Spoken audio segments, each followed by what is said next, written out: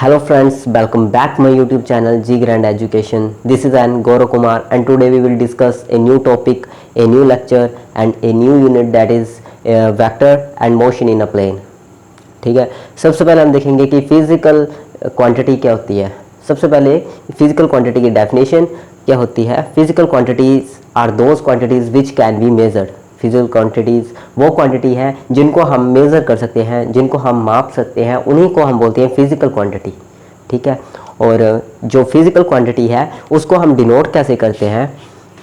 अब यहाँ पे देखो, फिजिकल क्वांटिटी है, फिजिकल क्वांटिटी में दो चीज़ें आती हैं। एक होता है N, N means numerical value और यू मीन्स यूनिट।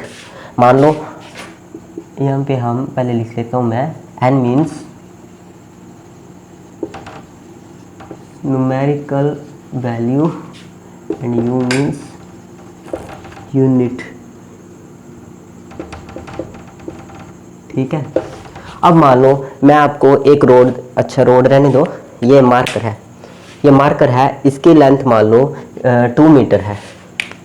ठीक है, या फिर 15 सेंटीमीटर मान लो, इसकी लेंथ है 15 सेंटीमीटर। तो यहाँ पे देखो, इसको रिप्रेजेंट, एक फिजिकल क्वांटिटी को रिप्रेजेंट करने के लिए क्या क्या जरूरी है। एक न्यूमेरिकल वैल्यू, मतलब कि ये 15 सेंटीमीटर, 15 का है 15 सेंटीमीटर, तो यहाँ पे 15 क्या हुई न्यूमेरिकल वैल्यू। जो 15 सेंटीमीटर का है, मान लो कि ये 2 सेंटीमीटर का भी हो सकता था, तो इसमें 2 क्या है न्यूमेरिकल वैल्यू और सेंटीमीटर क्या है उसकी यूनिट, मेजर करने की यूनिट। तो यहाँ पे 15 क्या है न्यूमेरिकल वैल्यू और सेंटीमीटर क्या है यूनिट। तो यहाँ पे हमारे पास ये आई फिजिकल क्वांटिटी, जिसमें कि दो चीज़ें इंपॉर्टेंट है, एक है न्यूमेरिकल वैल्यू और एक है यूनिट। ठीक है, और फिजिकल क्वांटिटी की फर्दर टू डिवीजन है, that is scalar quantity and vector quantity. सबसे पहले हम देखते हैं स्केलर क्वांटिटी क्या है। स्केलर क्वांटिटी वो क्वांटिटी है which are specified by only magnitude, जिसको स्पेसिफाई, जिसको रिप्रेजेंट करने के लिए सिर्फ मैग्नीट्यूड की ज़रूरत होती है। मतलब कि जैसे यहाँ पे लेंथ है, तो यहाँ पे 15 सेंटीमीटर है। 15 सेंटीमीटर क्या है लेंथ, इसको हमें बताने के लिए किसी भी डायरेक्शन की ज़रूरत नहीं थी। अब हम दूसरा पढ़ेंगे तभी हमें फर्स्ट का पता चलेगा कि इन दोनों में डिफरेंस क्या है। ठीक है, वेक्टर क्वांटिटी क्या है, which are specified by both magnitude and direction. Vector quantity वो क्वांटिटी है जिसको रिप्रेजेंट करने के लिए हमें क्या क्या चाहिए होता है, मैग्नीट्यूड भी चाहिए होता है और डायरेक्शन भी चाहिए होती है। ठीक है, इसको रिप्रेजेंट करने के लिए magnitude as well as direction चाहिए होती है, बट स्केलर क्वांटिटी को सिर्फ मैग्नीट्यूड। मान लो ये हम इसी मार्कर को लेते हैं, 15 सेंटीमीटर का ये मार्कर था, इसको रिप्रेजेंट करवाने के लिए, मतलब कि इसकी फिजिकल क्वांटिटी को बताने के लिए मेरे को कोई इसकी डायरेक्शन नहीं बतानी पड़ी। ठीक है, यहाँ पे मेरे को नहीं तो डायरेक्शन बतानी पड़ती कि यहाँ पे इस मार्कर को मैं दोबारा से बनाता हूँ। ठीक है, ये ए, इस पॉइंट को ए बी मान लेते हैं, और ये कितने सेंटीमीटर का है 15 सेंटीमीटर का है। अब यहाँ पे ये 15 सेंटीमीटर का है, तो मेरे को स्केलर, ये है स्केलर क्वांटिटी, लेंथ जो होती है वो होती है स्केलर क्वांटिटी। ठीक है, अब मैं बताता हूँ कि ये स्केलर क्वांटिटी क्यों है। अब मेरे को यहाँ पे देखो, ये लेंथ है स्केलर क्वांटिटी, तो इस मार्कर को बताने, इस मार्कर की लेंथ को बताने में मेरे को कोई डायरेक्शन थोड़ी ना बतानी पड़ रही है, क्योंकि इसमें सिर्फ मैग्नीट्यूड आएगा और हमें सिर्फ मैग्नीट्यूड ही बता रहे हैं। 15 सेंटीमीटर इसका मैग्नीट्यूड है, हमने ऐसा लिखा कहीं भी कि अलोंग ए बी है, मतलब कि डायरेक्शन थोड़ी ना बताई हमने। यहाँ पे ये लेंथ की सिर्फ क्या है स्केलर क्वांटिटी। अब मैं आपको बताता हूँ कि स्केलर क्वांटिटी कौन कौन सी क्वांटिटीज़ हैं। इसमें आती है स्पीड, स्केलर क्वांटिटीज़ में आती है स्पीड, डिस्टेंस, लेंथ और ETC। और इसमें वेक्टर क्वांटिटीज़ में कौन कौन सी आती है, इसमें आती है एक्सेलरेशन, लीनियर मोमेंटम,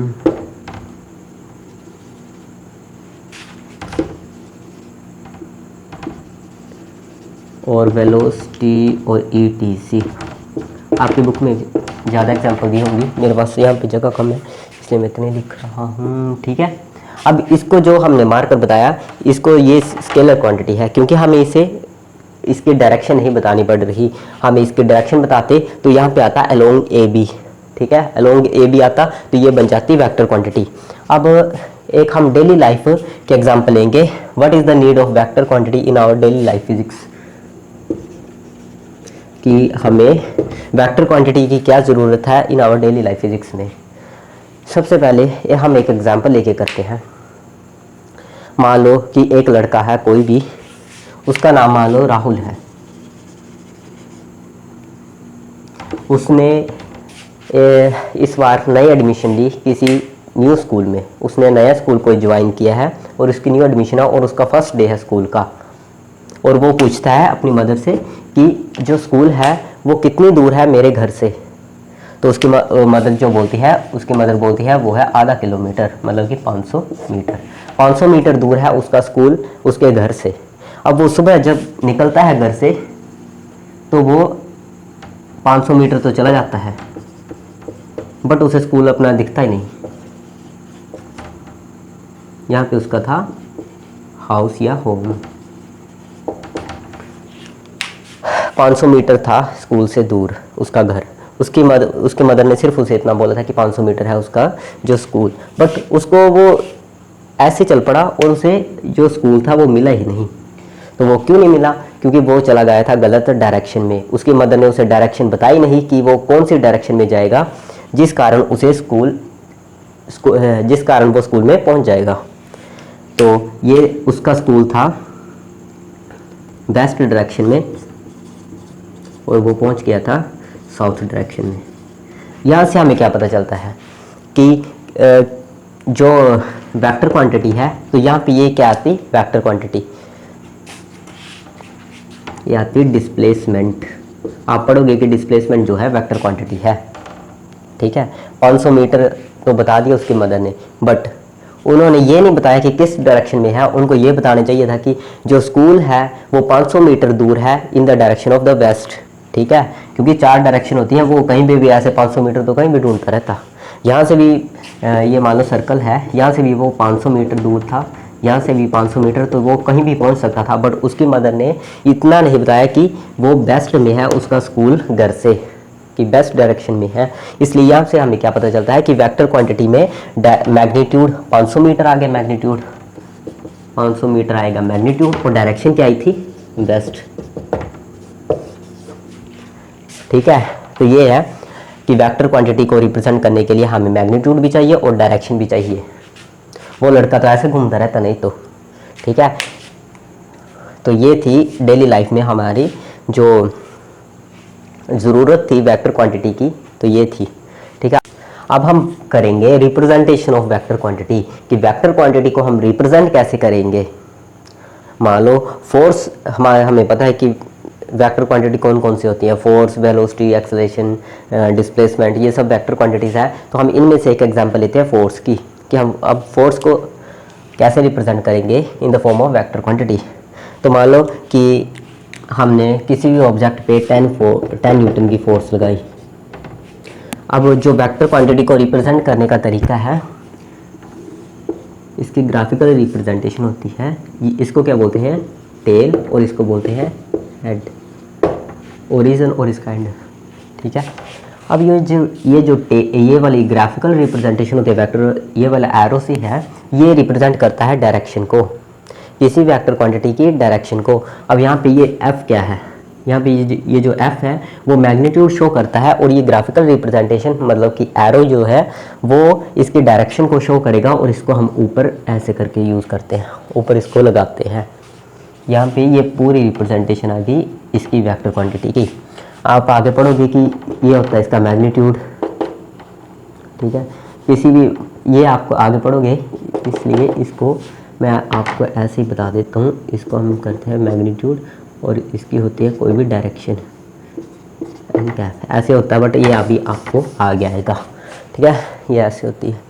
और vector physical quantity can be verified bye. अब जो वेक्टर फिजिकल क्वांटिटी, हमें 9th क्लास में क्वेश्चन पूछा गया था कि ये बताओ कि वेलोसिटी जो है वो वेक्टर क्वांटिटी क्यों है। ये जो वेलोसिटी है वो वेक्टर क्वांटिटी क्यों है। हमने बड़ा इजीली आंसर दे दिया था, उत्तर भी आंसर ही होता है। हमने बड़ा इजी तरीके से आंसर दिया था कि velocity is equal to displacement upon time. हाँ, स्पीड और वेलोसिटी में भी अंतर है। देखो जो डिस्टेंस है वो है, जो डिस्टेंस है वो होता है स्केलर क्वांटिटी, और जो डिस्प्लेसमेंट है वो होती है वेक्टर क्वांटिटी। अब मैं बताता हूँ कि डिस्टेंस क्यों है स्केलर क्वांटिटी और वेक्टर। यहाँ पे देखो जो वेलोसिटी है वो होती है डिस्प्लेसमेंट अपॉन टाइम। तो यहाँ पे देखो डिस्प्लेसमेंट हमने कैसे आंसर दिया था 9th क्लास में कि यहाँ पे डिस्प्लेसमेंट जो है वो वेक्टर क्वांटिटी है, इसलिए हम वेलोसिटी को भी वेक्टर क्वांटिटी कंसीडर कर रहे थे।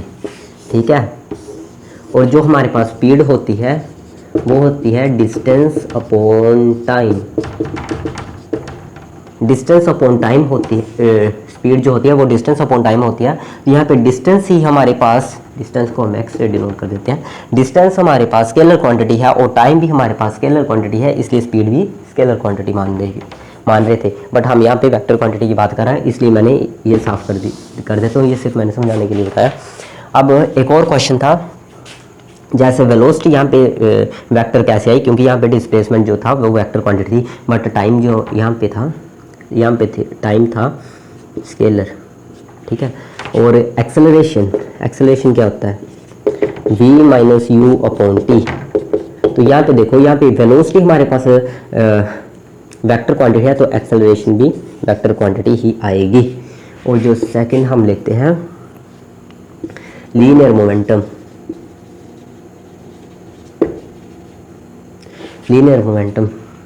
लीनियर मोमेंटम का फॉर्मूला क्या होता है, इसको हम करते हैं p से डिनोट, और ये होती है vector quantity p that is equal to m upon v।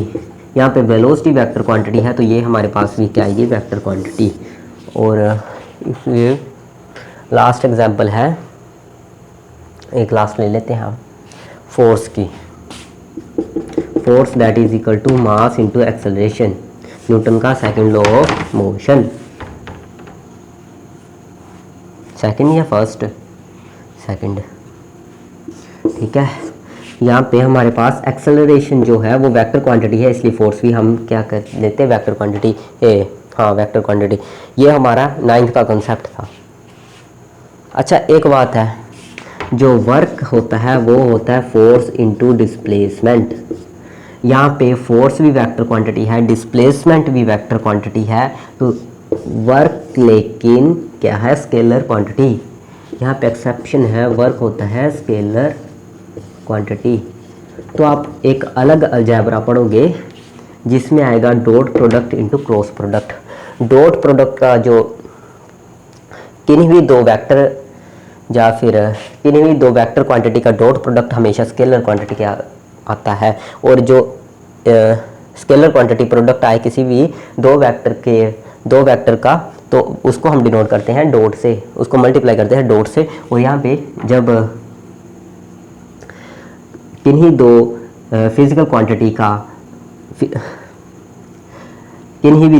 Quantity का जो मल्टीप्लिकेशन है वो वेक्टर क्वांटिटी आए, तो उधर हम करते हैं क्रॉस प्रोडक्ट। ठीक है, तो यहाँ पे भी क्रॉस प्रोडक्ट आएगा m क्रॉस b।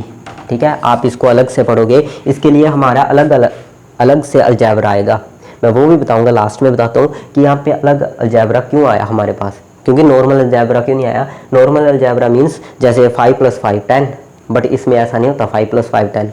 इसमें हमें अलग मैथमेटिकल जो फॉर्मूले हैं वो यूज़ करने पड़ेंगे। ठीक है, वेक्टर फिजिकल क्वांटिटीज़, ये आपको समझ आ गया होगा कि यहाँ पे डॉट प्रोडक्ट होता है जब हमारे पास जो फिजिकल क्वांटिटी आए स्केलर क्वांटिटी, किन्हीं भी दो वेक्टर क्वांटिटी को प्रोडक्ट स्केलर क्वांटिटी के इक्वल आए, तो उसको हम डॉट प्रोडक्ट से डिनोट करते हैं। और जब दो फिजिकल क्वांटिटी का रिजल्ट हमारे पास वेक्टर क्वांटिटी आए, तो उसको हम क्रॉस प्रोडक्ट से डिनोट करते हैं।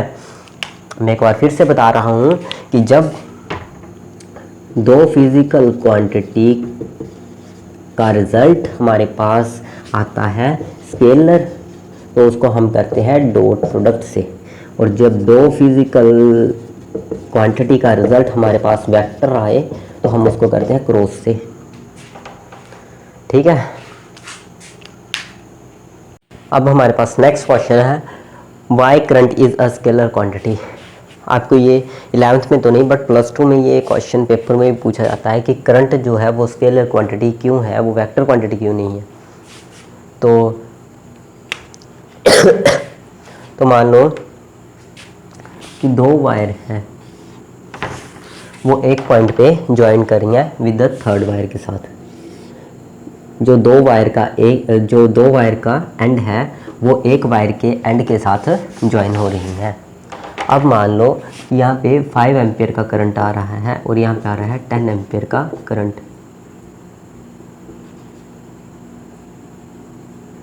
यहाँ पे 5 एम्पियर का करंट आ रहा है और यहाँ पे 10 एम्पियर का करंट आ रहा है। और आप +2 में पढ़ोगे किरचॉफ लॉ। किरचॉफ्स लॉ क्या बोलता है? वो बोलता है कि दो वायरों से आने वाला करंट जब तीसरी वायर में आता है तो वो उन दोनों का सम हो जाता है। मतलब कि यहाँ से आएगा 15 एम्पियर का करंट। और जो हमारे पास ये वेक्टर जो क्वांटिटीज़ होती हैं वो मतलब कि ये स्केलर क्वांटिटी हमें प्रूव करनी है, तो ऐसा मान के चलो कि ये वेक्टर क्वांटिटी है। इस पे यहाँ पे हम डायरेक्शन भी शो कर रहे हैं बट और जो मैग्नीट्यूड है वो है 15 एम्पियर। तो यहाँ पे 15 एम्पियर और जब डायरेक्शन दी हो हमें तो वो होती है वेक्टर क्वांटिटी। बट हमें इसको रॉन्ग प्रूव करना है और ये है स्केलर क्वांटिटी। मैं इसको पहले बता रहा हूँ आपको कि ये स्केलर क्वांटिटी है। तो वो क्यों स्केलर क्वांटिटी है? क्योंकि हमने पढ़ा हुआ है कि जो वेक्टर क्वांटिटीज़ होती हैं उनके लिए जो अलजेब्रा भी है वो भी अलग होता है, और जो अलजेब्रा होता है वो करता है थीटा पे डिपेंड। जो मैं आपको बता रहा था कि जैसे A क्रॉस B और A डॉट B,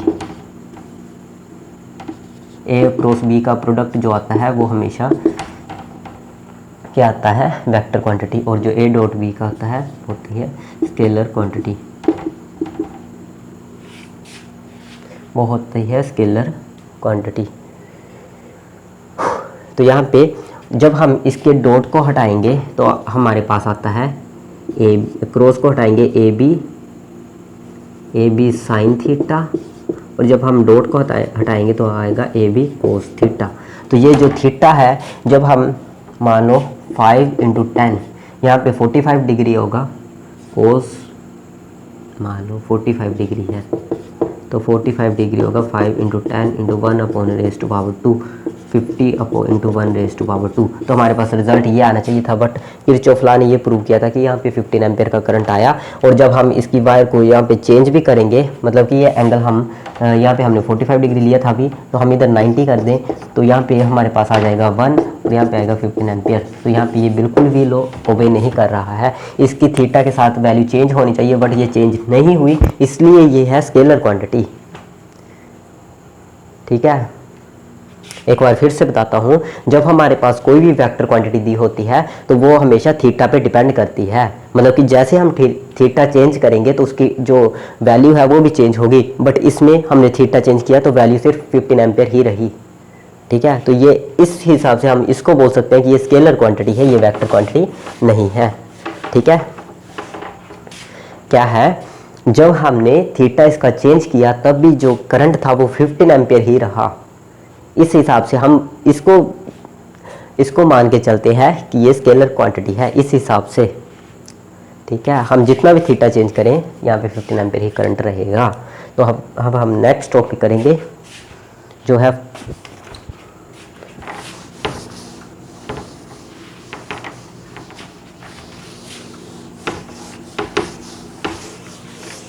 तो हमारे पास जो टॉपिक है वो है पोजीशन वेक्टर और डिस्प्लेसमेंट वेक्टर। अब हम इसको एक प्लेन में बनाएंगे। मोशन इन अ प्लेन बताया था ना, जो मोशन इन अ प्लेन इसका मतलब क्या होता है कि वो एक्स और वाई प्लेन में चला हुआ है।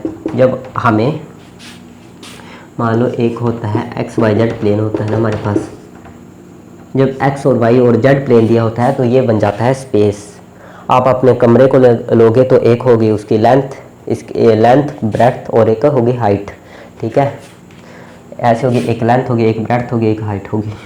तो ये जो तीनों मिलकर जो बनाते हैं वो होता है स्पेस। ठीक है, इसको बोलते हैं हम स्पेस, बट हम इसको नहीं लेंगे, हम सिर्फ लेंगे एक्स और वाई। जब एक्स और वाई जो कोऑर्डिनेट है वो क्या फॉर्म करते हैं, एक प्लेन। ठीक है, और जो तीन कोऑर्डिनेशन सिस्टम होता है उसको हम बोलते हैं 3D स्पेस। तो यहाँ पे मान लो कि एक कोई भी पार्टिकल है, वो मूव करता है ओरिजिन से लेकर पी पॉइंट तक। मान लो ये पी पॉइंट है और टाइम यहाँ तक क्या लगता है इसको 2 सेकेंड। तो पोजीशन वेक्टर क्या है? Position of a particle at particular instant of time. Position of a particles at point P in particular time. ठीक है, पर्टिकुलर इंस्टेंट ऑफ टाइम कि जो पार्टिकल की पोजीशन है पर्टिकुलर इंस्टेंट ऑफ टाइम, मतलब कि टाइम के अनुसार कम टाइम में, जैसे कि मान लो 2 सेकेंड में कोई पार्टिकल्स इस पॉइंट पे पहुंचा तो उसकी पोजीशन वेक्टर क्या आएगी? ओ से लेकर पी तक। ठीक है, अब यही पार्टिकल्स थोड़ा सा डिस्टेंस और ट्रैवल करता है,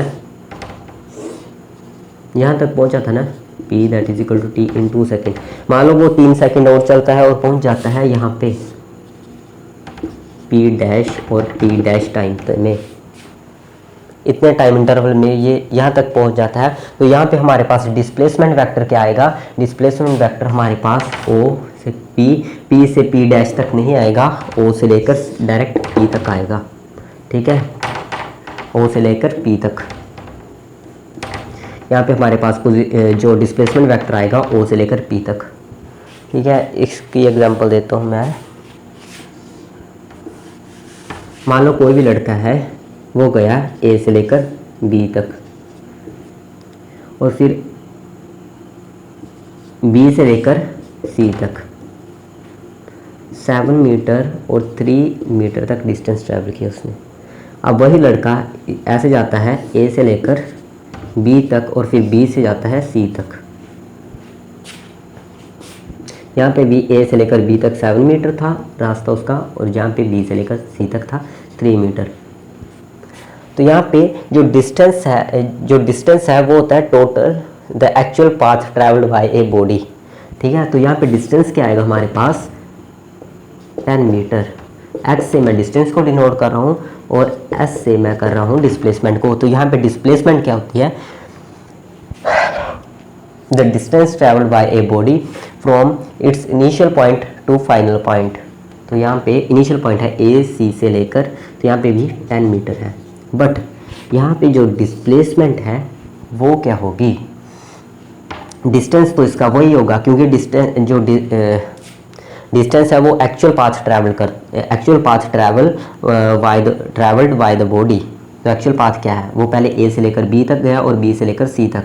तो 7 मीटर प्लस 3 एक्स से हम डिस्टेंस को 10 मीटर, और जो डिस्प्लेसमेंट है वो है शॉर्टेस्ट डिस्टेंस, मतलब कि वो फाइनल पॉइंट से इनिशियल पॉइंट तक ही जो इनिशियल से फाइनल तक का डिस्टेंस होगा वही होगा हमारे पास डिस्प्लेसमेंट। तो यहाँ पे एस जो हो गए हमारे पास, इसको आप पाइथागोरस थ्योरम से निकाल सकते हो। यहाँ पे ये हाइपोटेन्यूज है, हाइपोटेन्यूज का स्क्वायर 7 7 का 49 प्लस 3 3 का 9 h that is equal to under root 3 3 का 9 7 7 का 49, तो कितना आया 58। 7 7 का 49 7 पॉइंट समथिंग आएगा। ठीक है, तो यहाँ पे डिस्प्लेसमेंट हो गई हमारे पास 7। तो अभी पोजीशन वेक्टर बताने का मतलब क्या है? पोजीशन वेक्टर ए से लेकर बी तक कितना था? 7। अब ये थोड़ा सा डिस्टेंस और ट्रैवल किया तो सी तक, तो अब डिस्प्लेसमेंट वेक्टर क्या होगी? ए से लेकर सी तक, ना कि ऐसे होगी ए से बी, बी से सी, ये नहीं होगी डिस्प्लेसमेंट वेक्टर। इसकी डिस्प्लेसमेंट वेक्टर होगी ए से सीधा सी तक। मान लो कि आप घर से निकलते हो, यहाँ पे आपका स्कूल है, तो आप कहीं से भी पहुँचो, डिस्प्लेसमेंट में ये मैटर नहीं करता। आपका जो स्कूल का रास्ता था वो 500 मीटर था, तो वो वही रहेगा, चाहे आप 1000 किलोमीटर तय करके आओ। ठीक है, डिस्प्लेसमेंट का मतलब है सिर्फ फाइनल से इनिशियल तक, बाकी के पाथ से उसको लेना देना कोई नहीं है। ठीक है, यही था। पोजीशन वेक्टर सिर्फ एक शॉर्टेस्ट डिस्टेंस तक बताया हुआ था एक स्ट्रेट लाइन में, तो वो तो ठीक था। बट जब इसने ऐसे टर्न लिया तो जो डिस्प्लेसमेंट वेक्टर था वो ये नहीं आया ओ पी से लेकर पी डैश तक, नहीं, ये आया ओ से लेकर पी तक direct, the shortest distance between the initial point two the final point. ठीक है, अब हम देखेंगे वेक्टर लॉन्ग स्ट्रेट लाइन और important definition in vector algebra. तो इसमें सबसे पहले है जीरो वेक्टर। इसमें हम स्ट्रेट लाइन में ही करेंगे, 3 डायमेंशन वाला हम आगे करेंगे। तो स्ट्रेट लाइन में सबसे पहले है जीरो वेक्टर। तो यहाँ पे हमारे पास जीरो वेक्टर जो है, इस जीरो वेक्टर कब होगा, जब हमारे पास मैग्नीट्यूड ज़ीरो दिया होगा। यहाँ पे मैग्नीट्यूड है ज़ीरो, जब मैग्नीट्यूड ही ज़ीरो दिया होगा तो इसकी डायरेक्शन क्या शो करेगा। मान लो डिस्प्लेसमेंट है ज़ीरो, तो यहाँ पे कोई भी मैग्नीट्यूड लगा लो, चाहे वो मीटर लगा लो या फिर कुछ भी लगा लो, तो वो ज़ीरो ही आएगा। और यहाँ पे इक्वल वेक्टर कब होंगे, जब उनकी दो वेक्टर की डायरेक्शन भी सेम होगी और जो मैग्नीट्यूड होगा वो भी सेम होना चाहिए। Magnitude as well as direction same. Negative vector तब कब होगा, नेगेटिव वेक्टर तब होगा जब इसकी मैग्नीट्यूड सेम होगा और डायरेक्शन जो है वो ऑपोजिट होगी। ठीक है। अब पैरेलल और एंटी पैरेलल कब होगा। पैरेलल वेक्टर तब होगा, मतलब कि एक ऐसे और दूसरा भी इसके नीचे, तो ये होगा पैरेलल वेक्टर। मैग्नीट्यूड सेम और डायरेक्शन भी सेम, बट दोनों वेक्टर जो है वो आपस में टकराने, कोइंसाइड नहीं करने चाहिए। ठीक है। तो ये था पैरेलल वेक्टर, मतलब कि पैरेलल कब आएगा, जब यहाँ पे थीटा होगा 0 डिग्री, और एंटी पैरेलल तब होगा जब यहाँ पे जो थीटा होगा वो होगा 180 डिग्री। ठीक है। और कोलिनियर वेक्टर ये वो वेक्टर होते हैं, मान लो कि एक वेक्टर ए है, ये इस डायरेक्शन में है, और बी जो वेक्टर है वो भी इस डायरेक्शन है, बट सी वेक्टर इस डायरेक्शन में है।